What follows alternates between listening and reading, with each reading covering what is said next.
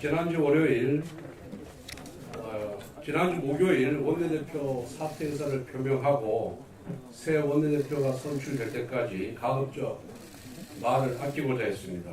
우리 의원님들에 대한 예의이기도 하지만 새 정부가 정말 나라와 국민을 위해서 잘해주길 바라는 마음에 헌임 기간 중 말을 아끼고 싶었던 마음도 있었습니다. 그런데 오늘 형사 피고인인 이재명 대통령의 공직선거법 위반 사건의 재판 무기한 연기 소식을 듣고 여러 의원님들의 요청에 따라 대여 비판에 조금도 공백이 있어서는 안 되겠다는 심정으로 모두 발언을 공개합니다.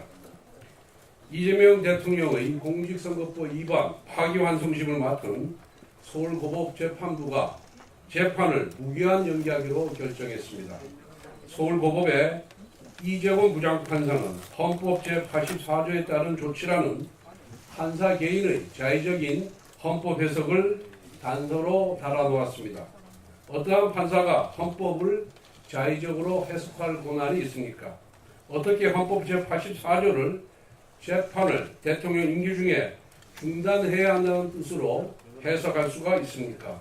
헌법 제84조는 대통령은 외환 또는 내란의 죄를 범한 경우를 제외하고는 재집중 형사소출을 받지 아니한다라고 규정하고 있습니다. 즉 소출을 하지 않는다는 뜻입니다. 여러분, 소추가 무엇입니까? 국립국어원 표준국어 대사전에 소추는 형사사건에 대하여 공소를 제기하는 일이라고 적혀 있습니다. 헌법 제84조는 새로운 재판을 위한 대통령의 기소가 불가능하다는 뜻이지 이미 진행 중인 재판을 중단해야 한다는 의미가 아니라는 것은 초등학생도 다 알 수가 있습니다. 대통령의 임기는 5년으로 유한하지만 사법부의 역사는 영원 무궁합니다. 대통령의 임기 초반 권력이 무섭다는 이유로 판사가 스스로 사법부의 독립성을 포기한 셈입니다.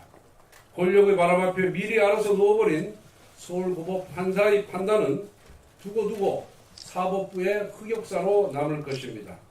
대통령 권력 앞에 자발적으로 무릎을 꿇은 판사의 이름이 법학 교과서에 두고두고 박제될 것입니다.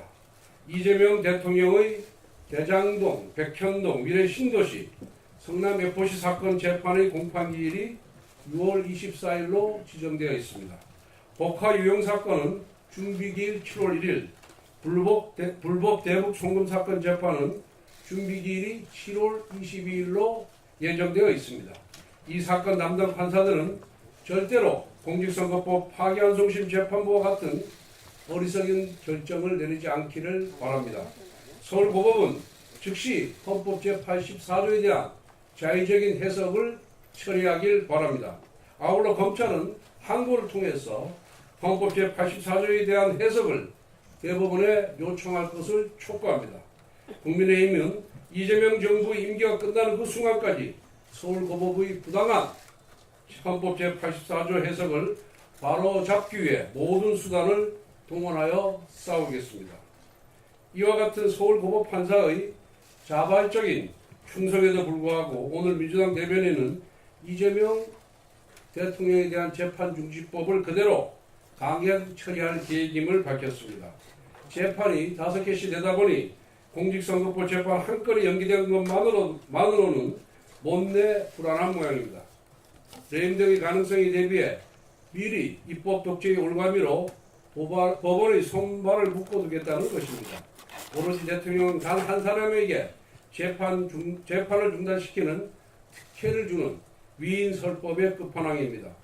그리고 이재명 대통령은 본인의 공직선거법 위반, 위중교사죄, 불법 대북 송금 사건의 변호인을 맡았던 이승엽 변호사를 신임 헌법재판관 최종 후보군에 올렸습니다.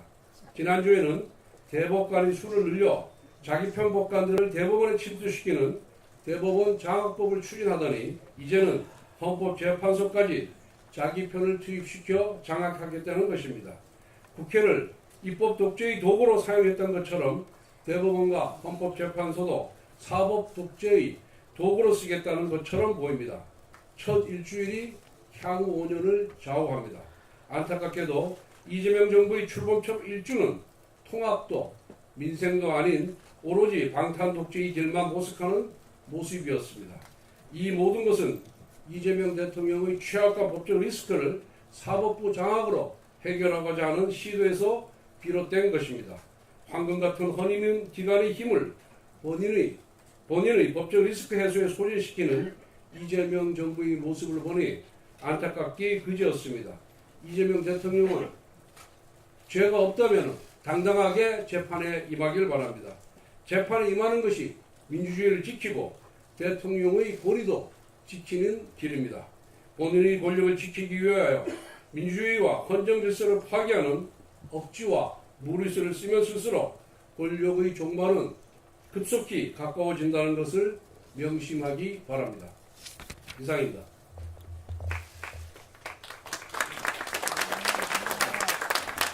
네, 다음은 김용태 비상대책위원장의 인사 말씀이 있겠습니다.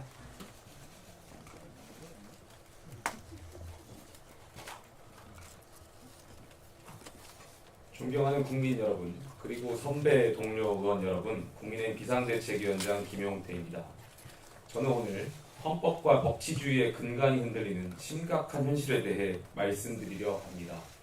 지금 이 순간 대한민국 사법부가 권력의 입김 앞에 흔들리는 정의의 저울이 되고 있습니다. 서울고등법원이 이재명 대통령의 공직선거법 위반 사건 파기환송심 1차 공판기일을 또다시 연기했습니다. 그 이유로 든 것이 헌법 제84조 대통령의 불소추 특권이라고 합니다. 대통령이 되면 죄가 사라집니까? 헌법 84조는 면제부가 아닙니다.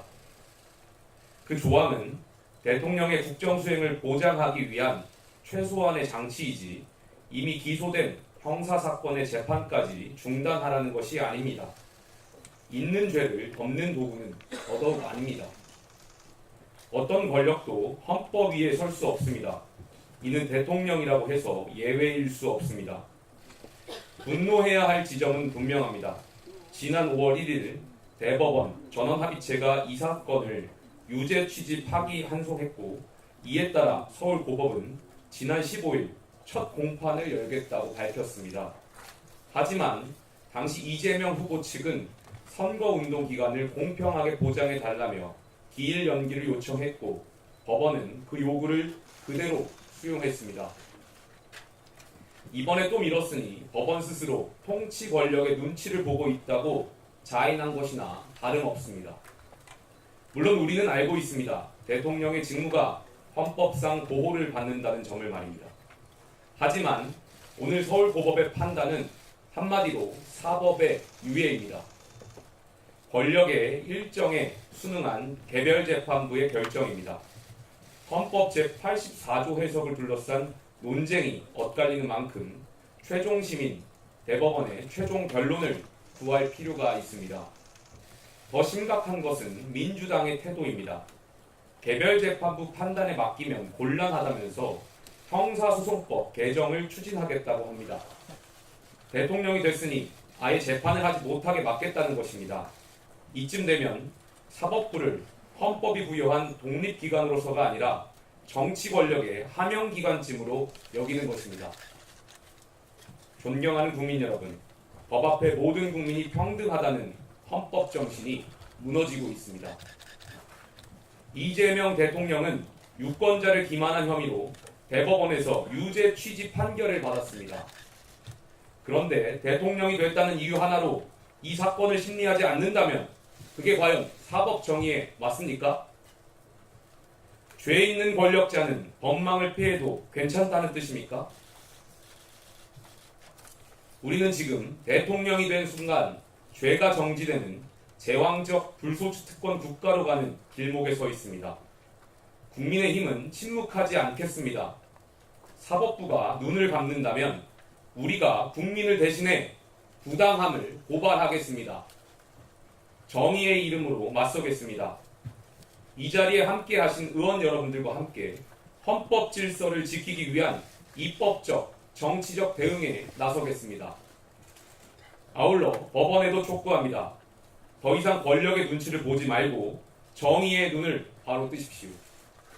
그렇지 않으면 이 나라는 헌법 위에 권력이 군림하고 법치 대신 눈치가 지배하는 위헌공화국이 될 것입니다. 존경하는 선배 동료 의원 여러분, 저는 어제 당 개혁 방안을 발표했습니다. 이대로 당이 무너지는 것을 젊은 정치인으로서 보고만 있을 수 없기에 국민과 당원께 책임 있는 개혁안을 말씀드렸습니다. 어제 개혁안에 대해 다양한 의견이 있고 심지어는 제 개인 신상에 대한 비난이 있다는 것도 잘 알고 있습니다. 제가 여기 계신 의원분들 중에 나이로는 막내지만 비상대책위원장이라는 지도자답게 의원님들의 다양한 생각을 품고 희망을 녹여내겠습니다. 오늘 의총에서 건설적인 논의가 이루어지길 기대합니다. 보수는 품격입니다. 품격 있게 개혁을 추진해 나가겠습니다. 감사합니다.